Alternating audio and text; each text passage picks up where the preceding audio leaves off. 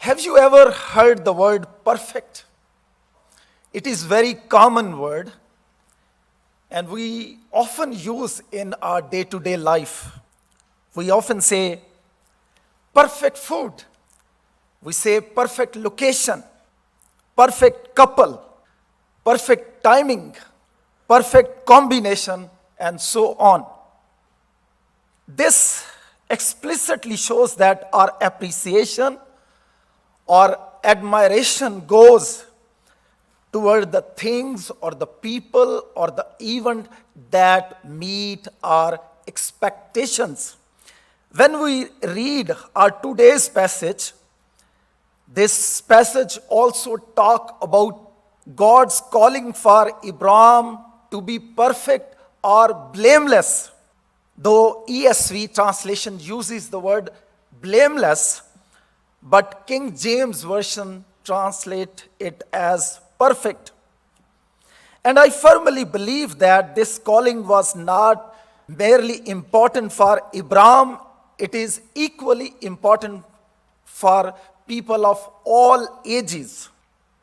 As I mentioned, this is very important because when we read the Sermon on the Mount, we see that it is mentioned that you therefore must be perfect as your heavenly Father is perfect. So I think this subject is highly important for our life. And I know that it is difficult while we live in 21st century world. There are so many things that can distract us from being perfect or blameless. But it is the command of God. It is imperative for us to be perfect and blameless. That's why this morning I decided to use this text and share the word of God. When we read Genesis chapter 17, it says, when Abraham was 99-year old, the Lord appeared to Abraham and said to him, I am God Almighty, walk before me and be blameless or be perfect. Why did God remind him that you need to be perfect or blameless? Genesis chapter 12 clearly mentions that he had already started obeying God. He had left his country, hometown, and relative and all of the belongings he had. He was trying his best to obey God, and we often see him building different altars and all that. But despite all this, God remind him, be perfect and walk before me. I was preparing sermon, and this caught my attention that one of the Old Testament scholar and theologian whose name is A.W. Pink, I read one of his exposition on the book of Genesis, Gleanings in Genesis.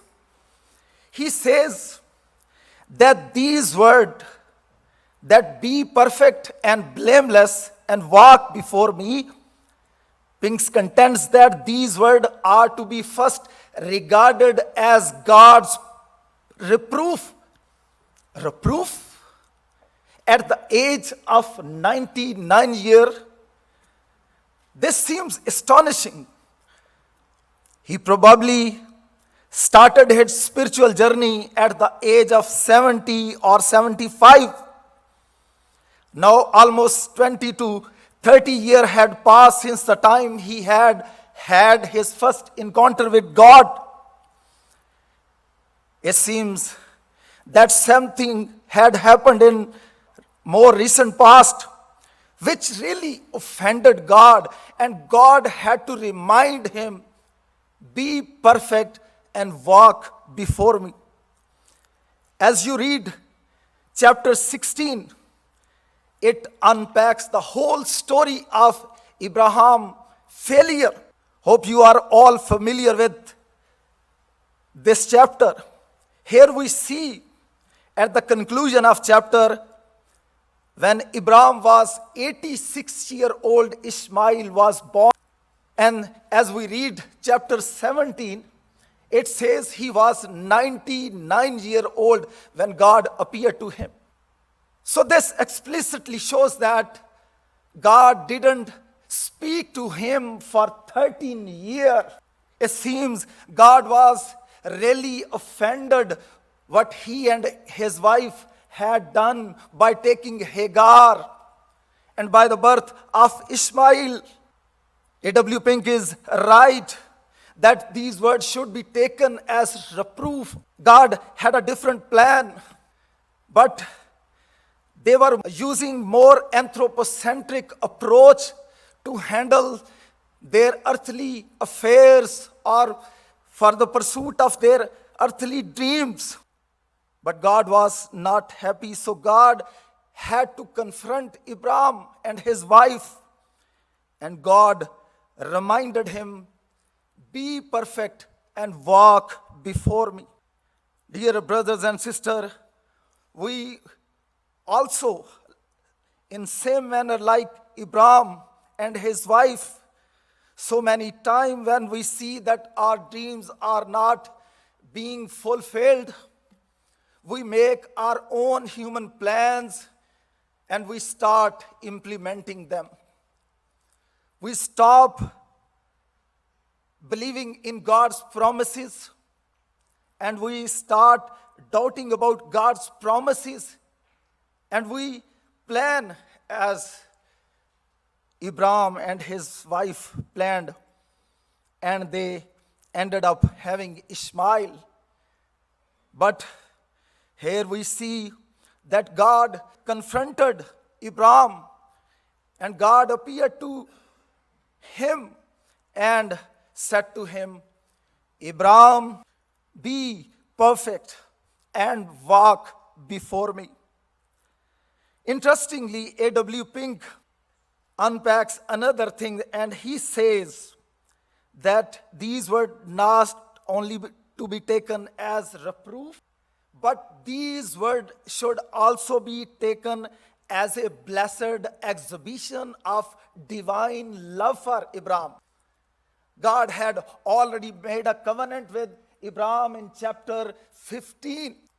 So, despite Abraham's failure, God's heart was not happy. But in order to remain faithful in his covenant which he had already made, God's love was overflowing, and he appeared to Abraham. So, A.W. Pink is right to call it a blessed exhibition of divine love. Dear brothers and sisters, when God makes covenant with someone, he doesn't leave those people. He's always faithful in his covenant.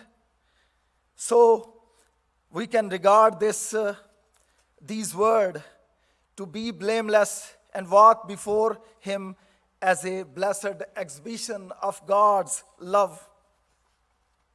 Dear brothers and sisters, I really like this passage because this passage not only talk about this reproof or blessed exhibition of divine love, this passage also unpacks the means of perfection. God not only tell him to be perfect or blameless, God also discloses some of the means which he can use, and then he can become perfect or blameless. And interestingly, the first mean that God provides him in order to become perfect and blameless before God, do you know what is that? God actually tells him who he is. And Do you know how God introduces him when God appeared to him? I am God Almighty. I am God Almighty. Dear brothers and sisters, it seems that when we read chapter 16, he and his wife had a low view of God. They were not looking toward God, who he is and what he can do. Abraham was looking toward himself, that he is an old man. And Sarah was looking toward her barrenness. They were not looking toward God.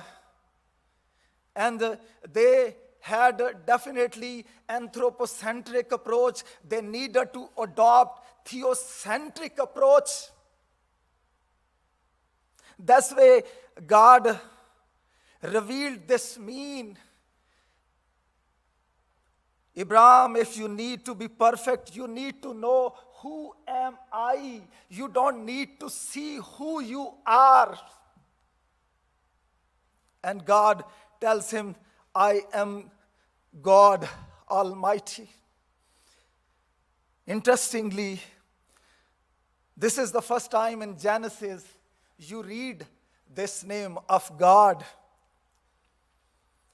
Though Abraham was walking with God since chapter 12, we don't see this name before. But this is the first time at the age of 99-year-old, when God appeared to him, God tells him that I am God Almighty. Why did God want to know Abraham about this name? This name has some interesting facts which I want to mention this time. The word used for this name is El Shaddai. And this name's mean is that God is all powerful. God is all sufficient. This time that God revealed him as Almighty God to Abraham, you would be astonished to know that afterward God appeared to Jacob with similar name and similar sort of promises. You can read it in Genesis 35 verses 9 and 10. Isaac also blessed Jacob using same name in chapter 28 verse 3. Later, when Jacob sent his son to Egypt for having grain, he prayed for them using same name, God Almighty El Shaddai.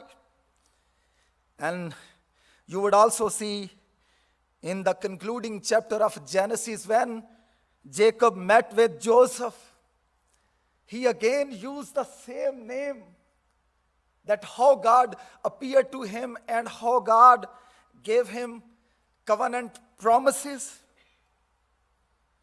Dear brothers and sisters, so it is important to mention that for patriarch, this name was highly significant. Two renowned scholars, Keel and Dilch, highlight the significance of this name in following word. The name which Yahweh thus gave to himself was to be a pledge that despite his own body now dead and deadness of Sarah's womb, God could and would give him the promised innumerable posterity. Today, if you feel depressed, if you feel broken in your spiritual walk with God, dear brother and sister, maybe you need to change your perspective about God. Their perspective was more human. They were not seeing things from God's perspective. If you want to walk with God, and if you want to be perfect in the sight of God, the first thing you need to change is maybe you need to change your perspective about God. And the moment you will change your perspective, or you will have a right perspective of God, you will definitely start growing in God's perfection. The second mean of perfection we see here in this passage. God not only calls him to be perfect or blameless, God also calls him to walk before me. And this is the second mean by which we can become perfect before God. Interestingly, when we talk about believers following of God in the Bible, there are 4 different expressions you see in the Bible. When we read Genesis chapter 5, verse 24, chapter 6, verse 9, it says that Noah and Enoch walk with God. When we read Deuteronomy chapter 13, verse 4, God expected from children of Israel to walk after God. And here we see God expecting Abraham to walk before him. When you read Colossians chapter 2, verse 7, Paul expects believer to walk in Jesus Christ. So there are 4 different expressions we see in the Bible about godly living. I really like A.W. Pink. He says, when Bible talks about our walk with God, it shows or expresses our friendly relationship with God. And when God calls us to walk after him, it reveals about master and slave relationship. And when God called Abraham to walk before him, it expresses father and son's relationship. And when we read New Testament and Paul calls believer to walk in him, it shows our union with Christ. But why does here God want Abraham to walk before him? I think God is encouraging Abraham. Maybe you are afraid to walk with me. You are maybe afraid in your holy living. You don't need to be scared from me. We have a father and son relationship. You can walk before me without any sort of fear. So it seems that God wants Abraham to recognize his adoption. Dear brothers and sisters, as we walk with God, before God, after God, or in God, the only thing that can help us a lot to grow in the image of Christ, to grow in our perfection, that is our status in the God. We are adopted sons and daughters of God. He is our Heavenly Father. As we walk, as we have our spiritual walk with God, we shouldn't need to be scared from him. He is our Heavenly Father and we are his sons and daughters. He knows our weaknesses. He knows how many times we don't accomplish what God requires us to accomplish. My dear brothers and sisters, I think it is highly important for believer to walk before God, or walk with God, or walk in God, or walk after God. These are all expression basically give same sort of a expression or same sort of a meaning, that as believer, we should live a holy life, a life that is really pleasing to God. Therefore, I also want to mention that for Puritans, to live a godly life was highly important. They paid special attention to their walk with God. We should also understand this fact. I know that justification is totally the work of the Holy Spirit, and we contribute nothing to our salvation. But here basically God calling Abraham to grow in God's sanctification. Justification is indeed a monergistic thing. But when it comes to the matter of sanctification, it is synergistic. We cooperate with God. God provides us means of grace, but we have to work for our spiritual growth and sanctification. Often we reformed believer brag about being chosen, but how often when we ignore that we have to be perfect and blameless before God, and we become so frozen. Dear brothers and sisters, we should always use this mean that we have to walk before God, and we should live a life that is really pleasing in the sight of God. The third mean here we see in this passage is that we see almost 13 times this chapter talks about covenant. Almost 9 times God talks about my covenant, my covenant, my covenant. Basically, the third mean God provides Abraham for being perfect is that he has to keep the covenant of God. He doesn't need to make a covenant with God because God had already made a covenant with Abraham in chapter 15.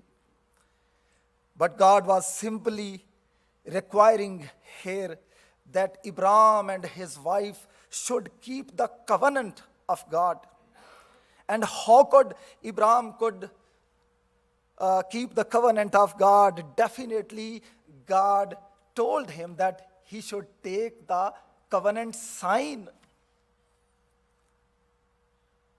He was still missing the sign of covenant circumcision.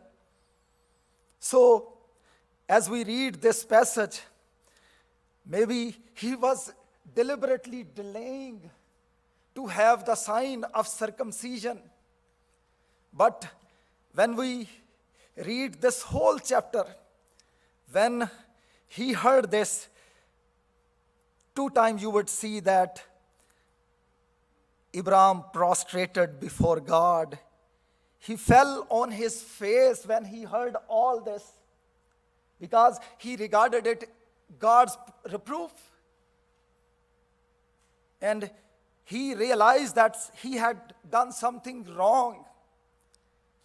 I believe when he prostrated before God or when he fell off before God, we should take it as a gesture of repentance. Dear brothers and sisters, if you hear these words, that be perfect and walk before me, and if you have not walking with God in past, and if you have not met God's expectation, and you feel yourself dejected or depressed or broken, maybe you need to react like Abraham here reacting. He prostrated before God. He fell before God. And 2 times we see this thing happening. In this chapter, God spoke to Abraham for 5 times, 5 different speeches we see in this chapter.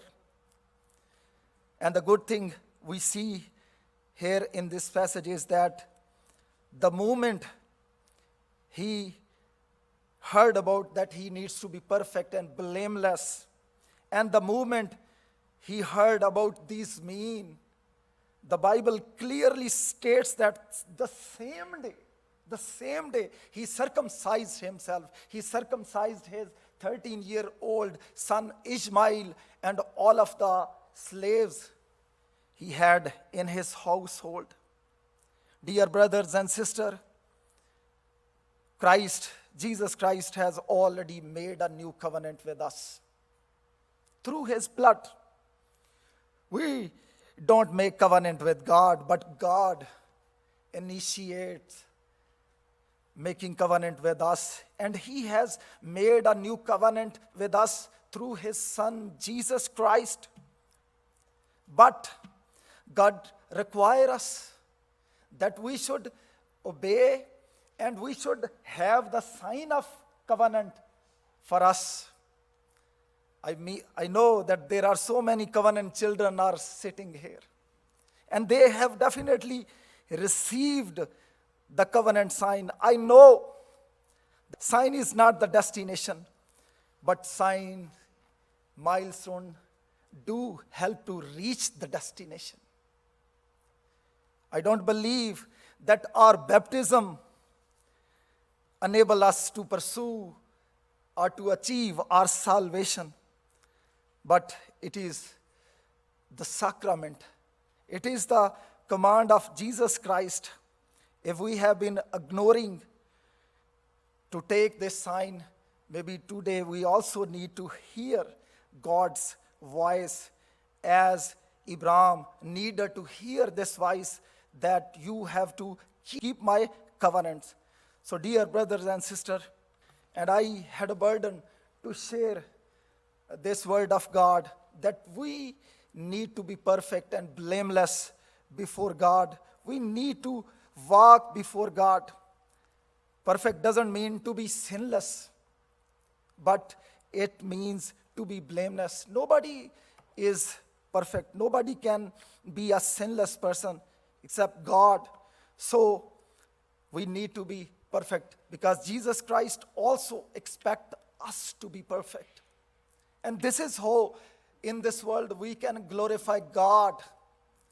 And the means God has provided for being perfect or blameless, we must use.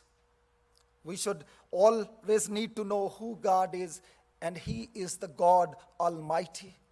We need to remember that we have to walk before God. We should always need to keep the new covenant. Therefore, dear brothers and sisters, this morning I want to urge you that, are you living a perfect or blameless life before God? If you are living a perfect and blameless life before God, you should praise God. You should thank God. But if you are not living a blameless and perfect life before God that is pleasing to God, today, Lord's call you to start living a life that is pleasing to the Lord. God bless you.